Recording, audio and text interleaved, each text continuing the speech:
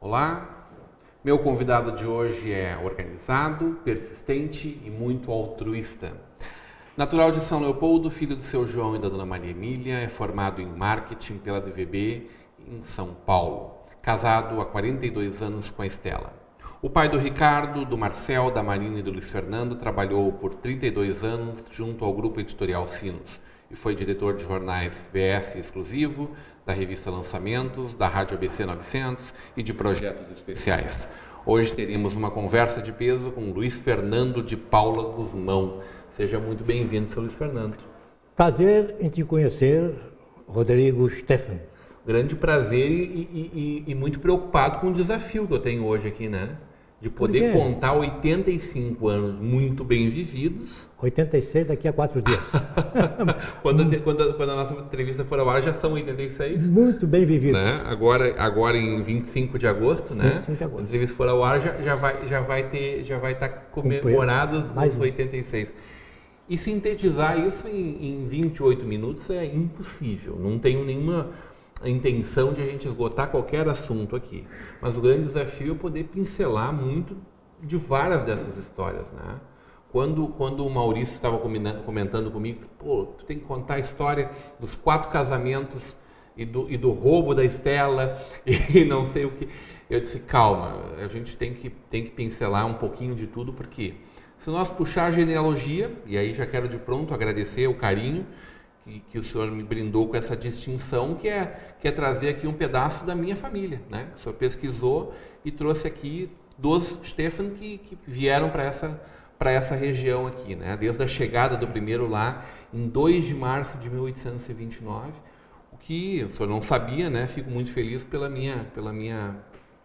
meu gosto, pela paixão pela história, né? Acho que o povo que não tem história, exatamente, né?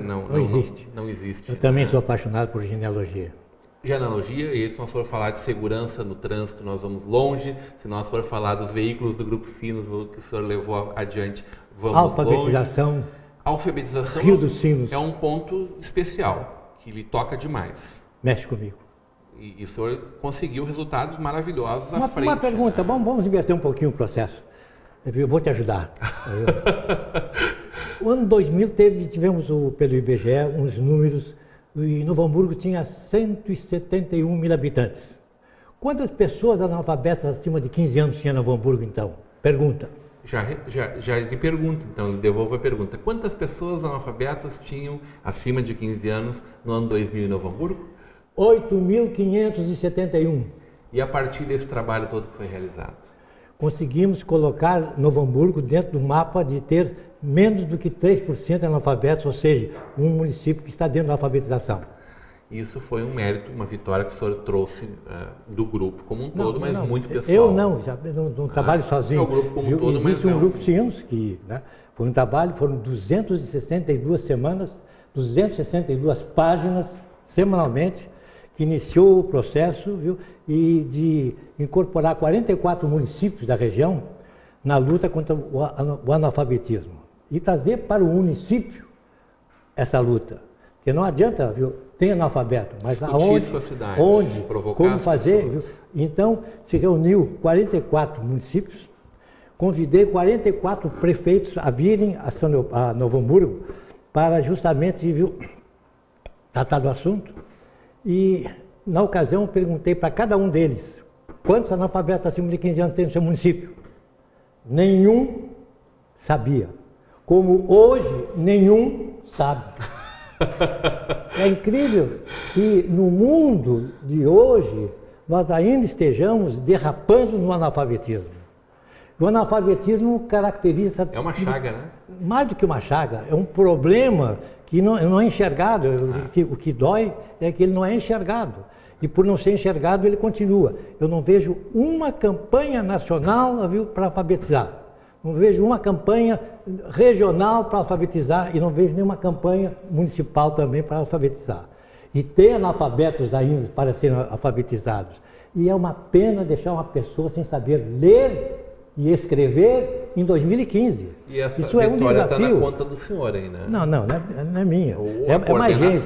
Viu? É todo um processo. Né? Eu tive a ideia, e eu, por incrível que pareça, a primeira vez eu morava em São Paulo, 1964, 65, vim a Novo Hamburgo com um projeto de acabar com o analfabetismo em Novo Hamburgo. 50 anos. E, lógico, deixei o projeto e voltei para São Paulo. E o projeto morreu na casca. Viu? Quando retornei e assumi a direção da Rádio ABC na ocasião, que saí de um grupo que eu comandava lá no Grupo Sinos, de cerca de 30, 40 funcionários, no exclusivo lançamentos, fui reduzido. Viu? A meu pedido, eu estava com 70 e tantos anos, estava com 7 viagens internacionais, viu, e nacionais por ano, compreende? Eu digo, eu tenho que baixar a peteca, Puxa, já faz, quase 10 anos que estou baixando a peteca. Mas, naquela ocasião, então, viu, os diretores do Grupo Sinos entenderam, e eu, então, passei para diretor da Rádio ABC 900. E, com o Rádio ABC 900, eu tinha menos de 10 funcionários. Aí tinha tempo de conseguir tirar da gaveta o projeto de alfabetização. E aí, então, viu, deu para montar o projeto. Guardado 40 anos. Ter a aprovação e, mais do que tudo, ter, viu, também a participação, viu, das entidades que comandam o estudo, que é o Cinep, escolas particulares, um DIME, e escolas municipais, e a CRE, das escolas estaduais, e com a participação, viu, tinha que ter recurso. Eu precisava de uma página por semana. Então, entreguei pessoalmente ao ministro da Educação, Tarso Genro, e ao secretário de Educação, José Fortunati, uma carta pedindo recursos para publicar semanalmente. O ministro da Educação prometeu, viu, esteve aqui, visitou, gostou, viu, e ficou nisso, porque internamente o assunto não andou. Mas o professor Fortunati era professor. Esse comprou a briga? Então, entendeu, comprou a briga, e pelo governo do Estado foram pagos 260 páginas, viu, que permitiram que esse trabalho fosse realizado. Que era convencer 44 prefeitos e convencer que é o seguinte, uma página disponível para colocar notícias que fizessem benefício da alfabetização no seu município. O que mandasse seria publicado, sem custo, sem nada. Quer dizer, era uma doação que era dada ao prefeito. E isso ajudou a motivar, porque na hora que eu estava sentado com os prefeitos e com eles, viu, comentava o número de analfabetos que tinha no seu município, eles ficavam surpreendidos. Eu digo, é o IBGE que está citando. E com isso deu para, viu, fazer a campanha. E aí foram 12.656 pessoas a mais que a média. Foram alfabetizados, de acordo com os dados que foram publicados na edição de dezembro de 2008. E, inclusive, nós pedimos na publicação que qualquer contestação, viu, fosse enviada, não recebemos nenhuma contestação, os dados todos, pelo IBGE que nós tínhamos e pelos municípios que recebemos, viu, mostrando que foram alfabetizados acima das médias dos anos anteriores, 12.500 pessoas, o que foi um sucesso. Essa é uma história que remonta à chegada da família no Brasil, né?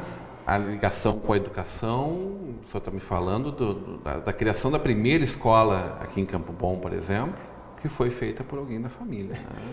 Boa colocação tua. Muita gente perguntou para mim, mas vem cá, como é que Luiz Fernando de Paula Guzmão é presidente dos 190 anos, de comemoração dos 190 anos da imigração alemã? Qual é o sobrenome? Paula Guzmão. De Paula Guzmão, viu? Olha, eu já descobri que Guzmão, na verdade, é o portuguesamento de Guzmán, que vem de Gutmann, que talvez, viu, em 1200, 1300, viu, houvesse feito uma alteração, viu, de nome por uma questão forçosa de religião. Mas o importante é que... na época já eram perseguidos na Europa, já eram perseguidos. Né? Mas o que acontece, viu, é o seguinte, que genealogista, viu, eu sei que a pessoa que está na minha frente tem 2 pais, tem 4 avós, 8 bisavós, 16 tetravós, 32, 64, 128, 250, quer dizer, existe aonde os genes predominantes cá estão. Viu? com bastante peso, graças a Deus, graças a Deus. Então, dentro desse espírito, genealogia é uma coisa que chama. E buscando essa origem, viu, eu sou descendente do pastor Friedrich Christian Klingelheffel, que foi um pastor que veio em 1826 para, viu, aqui, viu, para São Leopoldo, e foi encaminhado para atravessar o banhado e... Que na época não se atravessava por Novo Hamburgo, que Novo Hamburgo não existia. Não existia. O caminho da colonização foi ao contrário. Desembarcava e iam para a feitoria.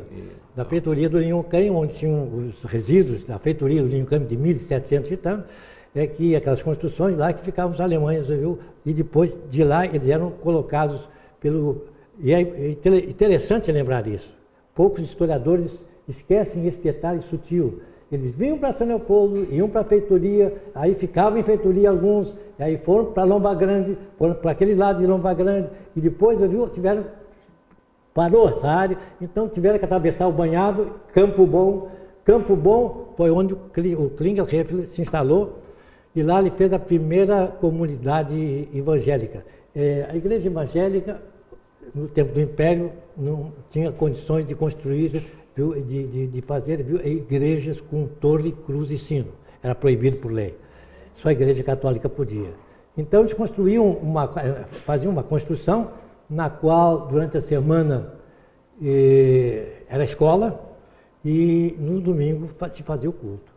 E com isso nasceu a Escola Sinodal Tiradentes em 1828, 1829. Maravilha. Que existe até hoje. É a escola mais antiga registrada. Ele fundou outras comunidades também, né? A história registrou que ele fundou outras comunidades. E a comunidade. E em seguida, ele como pastor, ele fundou a comunidade de Hamburgberg. Poucas pessoas sabem que Hamburgberg, viu, foi fundada, viu, praticamente pelo pastor Klingelheffel, que naquela oportunidade, viu, ele veio para cá e a pessoa que tiver condições de ir até a comunidade evangélica e verificar o livro de Atas, viu, número 1 da comunidade, lá está escrito uma primeira página contando o que aconteceu. É que o pastor Klingelheffel já vinha para essa região há mais tempo.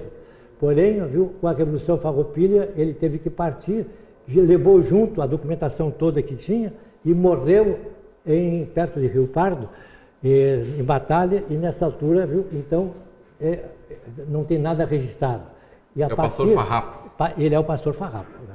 Mas, além de Campo Bom, foi ele que implantou a comunidade evangélica em Dois Irmãos e Bom Jardim e Estância Velha.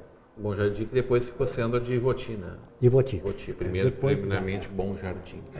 Por outro lado, não menos famosa essa ascendência, a gente tem lá a primeira prefeita do estado, segunda do Brasil, sua mãe. Tá? E o Morro do Paula, famoso hoje, não tão bem lembrado, né? Não tão bem querido nos dias de hoje, né? Pelas desmanches, descartes de carro e tal, mas que também veio da família, né? O de Paula é o mesmo Paula, é isso? Você está citando uma coisa que vale a pena, viu, gastar 2 minutos. Morro do Paula. O Morro do Paula, em primeiro lugar, é bom lembrar aos historiadores que procurem mais fundo sobre a emancipação de Novo Hamburgo. Novo Hamburgo foi emancipado em 5 de abril de 1927. E o senhor Gabriel Condorfer comentou para mim que ele testemunhou pessoalmente, ele testemunhou a passagem do Dr. Carlos de Paula na frente da casa dele para ir, viu, na venda na rua Bento Gonçalves, a venda na quadra ao lado, onde eram feitas reuniões de emancipação. Coisa que o senhor Leopoldo Petri cita muito bem, viu, numa edição do jornal 5 de abril de 1942. Tem um material, viu, do testemunhal do primeiro prefeito de Novo Hamburgo, que foi o Leopoldo Petri, no qual ele cita que estava na rua quando comunicaram que havia saído a emancipação.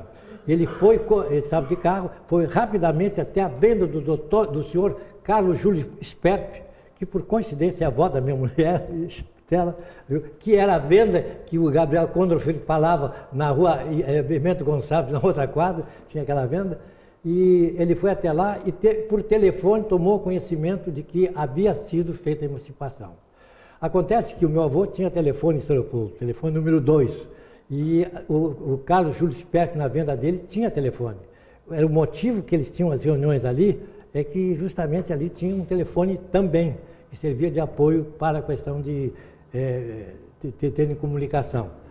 E eu acabei tomando conhecimento disso com um vagar, e agora juntei um montão de material. O Carlos de Paula, advogado, meu avô, foi candidato a prefeito em 1920, na oportunidade que ele queria ser prefeito no ano de 1924, quando se comemoraria o centenário da imigração alemã. Ele fazia parte das comissões que fizeram os festejos. E ele, então, se candidatou e colocou como candidato a vice-prefeito o JJ Martin de Novo Hamburgo, um banqueiro de Novo Hamburgo, cujo filho casou com a filha do Pedro Adams. Então, era um grupo que fizeram a emancipação, viu, em seguida porque eles perderam as eleições por motivo político, contra o governo. Você vai me contar essa história da mãe prefeita, e eu preciso saber da história de como é que foi essa questão do roubo da Estela e os 4 casamentos, porque senão o Maurício não vai nos deixar em paz depois, né? Mas o senhor já viu que tem gente ali avisando pra gente que terminou o primeiro bloco. E tem que saber, relógio. O meu desafio tá difícil, né? Não tá fácil hoje. Uma conversa de peso com Luiz Fernando de Paula Guzmão.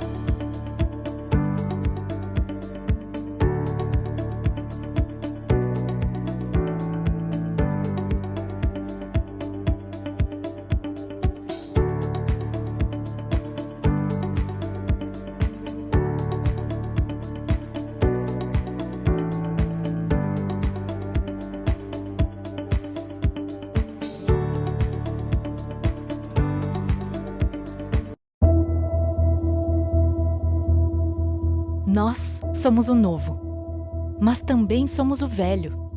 Somos ambos porque assim podemos complementar ideias e ressignificar conceitos. A gente é uma colagem de momentos. O encontro do velho com o novo gera a redescoberta, a reinvenção e a ressignificação. E a nossa vida está cercada de repetições.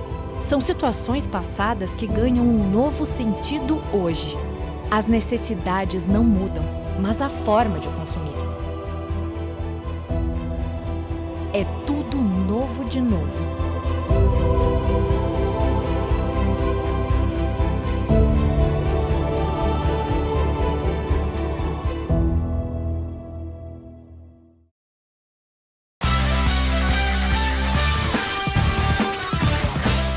De volta para uma conversa de peso, hoje com Luiz Fernando de Paula Guzmão.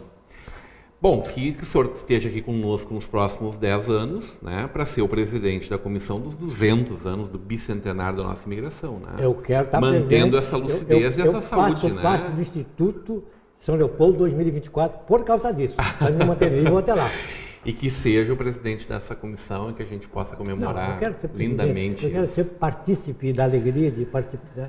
Sua mãe teve que praticamente criar os filhos, né, pelo falecimento jovem do seu pai, né? E com a sua garra fez isso com tanto brio, tanto que está aí uma família muito famosa, né, com um veículo de comunicação gigante, como é o Grupo Sinos, criado por seus 2 irmãos, que o senhor ajudou a construir durante parte da vida, com o trabalho que o senhor fez em São Paulo, na indústria automobilística, depois voltou para cá e tocou com a família aqui, e com todas essas histórias que a gente está podendo acompanhar de passagem nesse nosso momento aqui.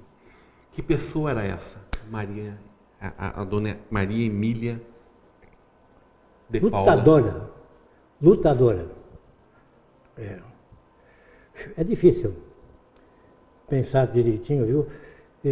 Tem um livro que diz muito pouco do que ela fez, mas é uma pessoa especial, lutadora. Ela nasceu num momento, viu, que o meu avô, viu, era advogado em São Leopoldo, trabalhava principalmente para as empresas aqui de Novo Hamburgo também, e ela, como filha mais velha, era acompanhante do pai. Tinha uma excelente caligrafia naquele tempo, não tinha máquina de escrever, o que acompanhava o pai, viu, escrevendo. E um dia ela se dirigiu ao pai pedindo para que desse licença de ela estudar direito. O pai, na hora, de jeito nenhum. Imagine a minha filha falando com o professor e cai a caneta, viu, no chão do professor. Quem é que vai se abaixar? Viu? Resultado, ela não, viu, a ideia dela não vingou. Ela não foi advogada. Mas, por incrível que pareça, estava comentando, meu avô, viu, foi candidato a prefeito. Dr. Carlos de Souza Moraes, em seus livros, descreve que houve um roubo e que o juiz de direito informou na frente da prefeitura que quem ganhou a eleição foi o Dr. Carlos, não foi você que eu botei em cima. Compreende? Isso está escrito pelo Dr. Carlos de Souza Moraes. Na verdade, eu sabia de outras fontes. E o Dr. Carlos de Paula, o Carlos Otaviano de Paula, não foi eleito prefeito por motivos políticos, viu? Mas a dona Maria de Paula não foi advogada, mas foi prefeita, que o pai não foi. Então, quase que uma compensação. E não foi por querer, que ela nunca se candidatou a prefeita. Ela foi eleita vereadora, viu, 3 vezes. E no último ano, ela era presidente da Câmara de Vereadores e o doutor Paulo Couto, do partido PTB, o doutor Paulo Couto tinha sido eleito deputado estadual. E com a passagem dele para o governo estadual, ela assumiu a prefeitura de... Na vacância. E aí entrou para a história. E foi a primeira prefeita do Rio Grande do Sul. Entrou para a história. A família está na política há muitos anos, né?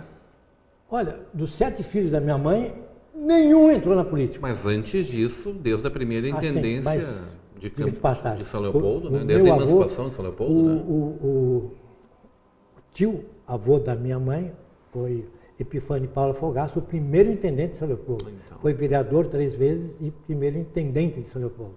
E o pai dele, José Joaquim de Paula, do Morro do Paula, esse também foi vereador 4 vezes em São Leopoldo.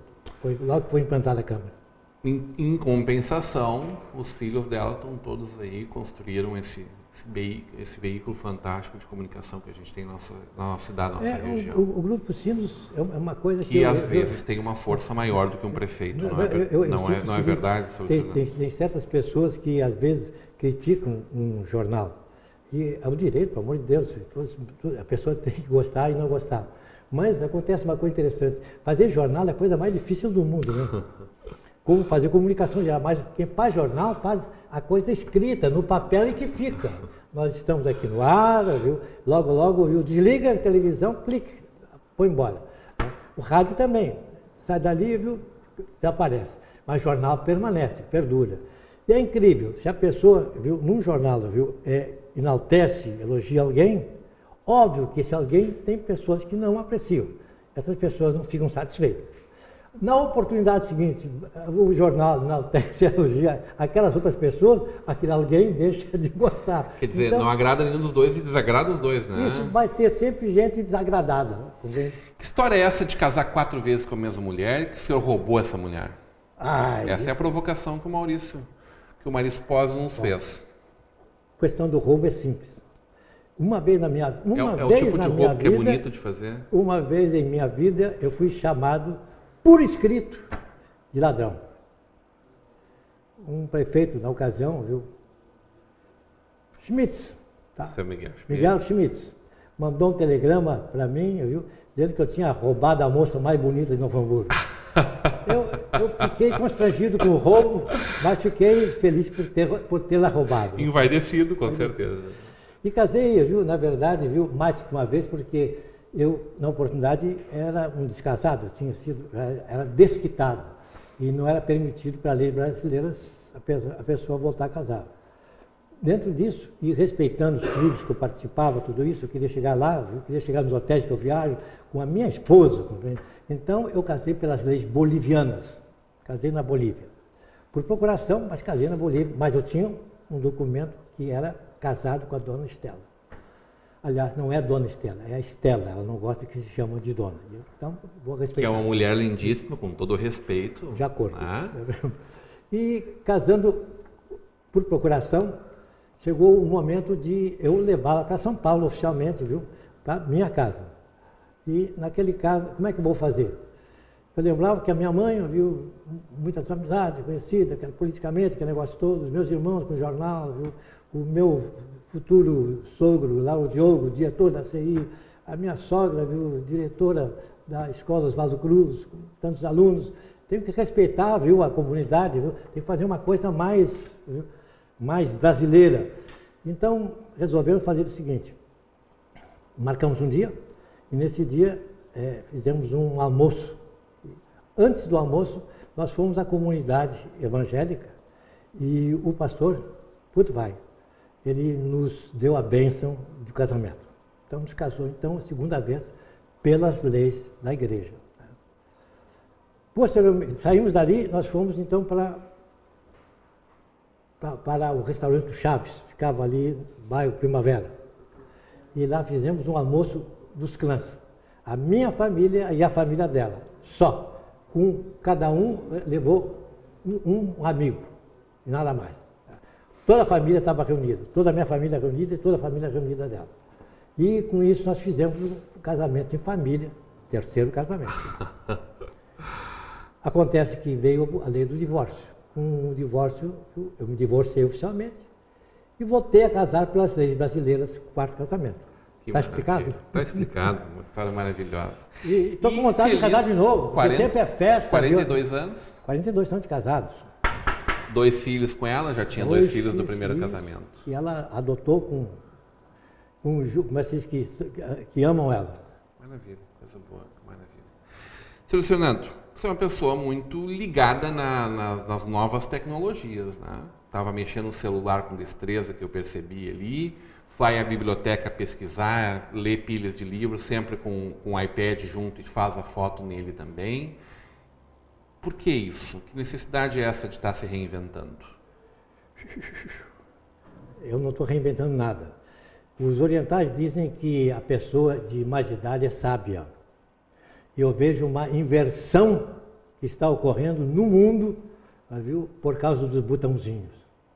Hoje, viu, as pessoas de mais idade, viu, chamam os guris de 2, 3 anos para ajudar a ligar a televisão, a ligar, viu, qualquer coisa, a desligar, e quando no computador tem qualquer problema, são as crianças que são chamadas. E com isso, as crianças descobriram que os sábios não são tão sábios assim, não os estão respeitando como deveriam respeitar. Quer dizer, o mundo está revertendo por causa dos botãozinhos. A pessoa tem que se ativar. Que lógica é essa? É incrível que nós não descobrimos isso. Nós precisamos impor. A alfabetização, saber ler e escrever, é uma obrigação. E saber lidar com os botãozinhos também passou a ser uma obrigação. Ninguém pode ficar para trás. Eu tenho um grande amigo que, convivendo com ele, ele dizia, não gosto de computador, não gosto de computador, viu? E ele é uma pessoa fora de série, viu? É um gênio, muita coisa. Talvez os primeiros exportadores de calçado do mundo. E sempre não gosto de computador. E comentando com ele, eu digo, vem cá, tu tem em casa, viu, teu filho, tu tem um computador, pede para o teu filho te dar a máquina de escrever do computador. Tu tirou o curso de contabilidade, tu aprendeu a escrever da xilografia, então pede para saber, aprenda a bater a máquina do computador. Bom, ele hoje manda 4, 5 e-mails por dia para mim. Aleluia, abriu o caminho. Aos 86 anos e cheio de vida. Ainda tem coisas para realizar? Mas lógico que tem muita coisa para fazer. Quando você me coloca que quer ver em Novo Hamburgo aí, num Parque Olímpico no Parcão, ou em outro local, São Leopoldo, uma passarela junto ao dique para a comunidade voltar a ver o seu rio. Um prédio na rua Orfeu Iguaçu com piscina olímpica, restaurante, lancherias, lojas e cinema. A construção na Ilha do Rio, à altura da Rua Independência. No monumento à paz entre os povos com mirante do Rio dos Sinos. Isso aí é coisa para mais uns 15, 20 anos, então? Não. Aqui vão ter que empurrar. Tem que empurrar para sair antes. Em São Leopoldo, na verdade, as coisas começam a sair antes. Mas o que me dói é em Novo Hamburgo ver o parcão que Henrique Luiz Ressler, pelo amor de Deus, meu vizinho de casa, paredes e meia, que eu ajudava quando eu era guri, ajudava a botar, viu, na casa dele, viu, as fundas e armadilhas, espingardas e armas que ele recolhia, compreende? Ele me deu o primeiro emprego. Linda essa. Viu, Henrique Luiz Ressler me deu o primeiro emprego, ele era contador da Serraria Felsman, e aos 12 anos ele pediu para minha mãe, e eu meio expediente então, estudava e meio expediente, viu, eu era auxiliar de escritório, com carteira assinada e pagando IAPI, 12 anos de idade, graças a Deus. Cedo já tinha isso. Bom, esse homem ficaria triste, via 20 anos, 25 anos que tem um parcão parado, do jeito que está.